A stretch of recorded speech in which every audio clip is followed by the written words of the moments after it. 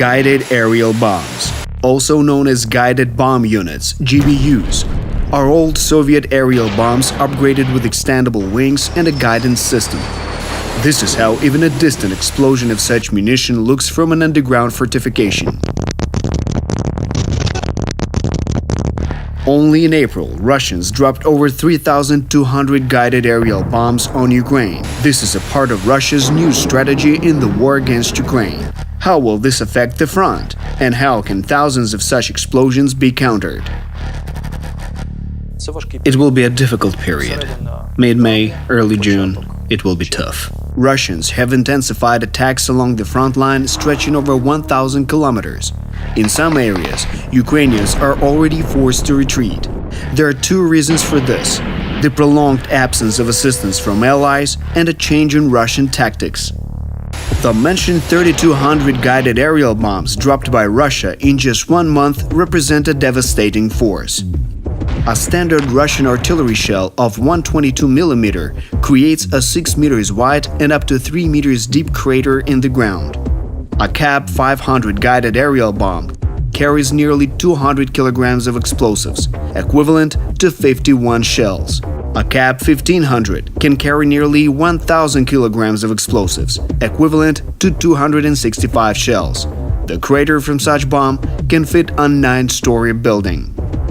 During the Battle of Avdiivka, Ukrainian positions were bombarded with 60 to 80 GBUs in just 1 day. The explosive power of that many bombs is equivalent to around 20,000 shells per day.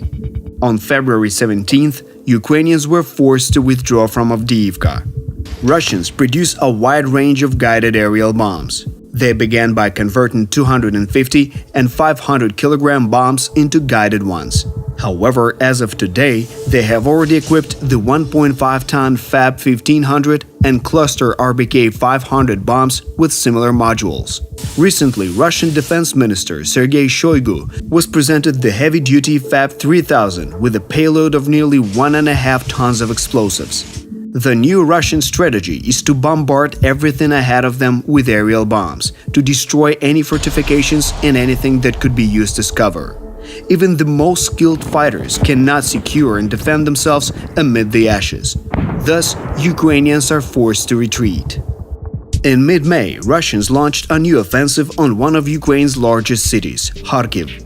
The Economist, citing Vadim Skibitsky, deputy chief of GUR, reports that the Russian group of troops in this area consists of 35,000 servicemen, and it is expected to increase to 50 to 70,000 in the near future. Such major cities like Kharkiv or Sumy already feel the impact of GBU strikes. Russians have repeatedly used these heavy bombs to strike populated areas. But is there a way to counter this tactic?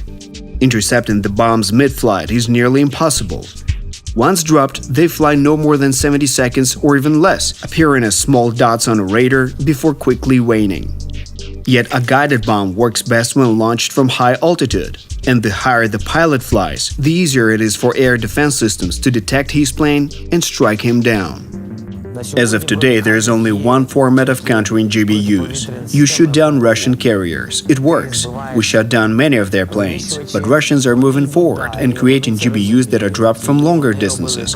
Thus, we have to counter them with longer-range air defense systems. In total, according to the Armed Forces of Ukraine, they shut down 350 Russian aircraft over 2 years of war. However, such success has a downside. To drop a GBU, Russian aircraft now approach the front line at 40 to 50 kilometers, quickly drop the bomb and retreat. To intercept them at such a distance, Ukrainians need to bring precious Patriot or NASAMS systems closer to the front line. It is not just their cost that makes them precious. Ukrainians have only a few batteries of these modern systems. Moreover, they're needed to protect large cities that Russia constantly attacks with missiles. After all, only Patriot systems can shoot down ballistic targets. Hence, Ukrainians have to solve a complex problem: how to defend cities and industrial objects with a limited number of air defense systems and restrain Russian aviation with GBUs on the front line simultaneously. However, being insufficient, air defense systems are also not the only response to Russian GBUs. Modern aircraft, such as the F-16, are capable of countering Russian aviation from a long distance using powerful radars and air-to-air missiles. According to the New York Times, 12 Ukrainian pilots, less than a proper squadron, will be ready to fly F-16s this summer after 10 months of training in Denmark, Britain, and the United States. However, by that time, only 6 out of approximately 45 promised Allied F-16s will be delivered to Ukraine. What our partners are ready to give us this year accounts for 10% of what we need to defeat so many Russian aircraft. To fight and win. Not just say, hey look, we have F-16s. NATO forces have an analog of GBUs, JDAM bombs. Ukraine even received a small number of such munitions. However, Russians have devised ways to jam the GPS guidance systems of these bombs, so JDAMs have proven to be not very effective in this war. That said, in early May, the war zone reported that JDAMs are being equipped with self-guidance systems to target GPS jamming devices. On the other hand, the receiver of the satellite navigation signals of a Russian GBU is protected by a CRPA antenna, which helps suppress ground interference. Meanwhile, Russians are producing and dropping more and more guided aerial bombs. And to strengthen their air component, they're even building a new airfield in the Belgorod region bordering Ukraine. Currently, the runway is already being paved. The key to victory in war is constant development.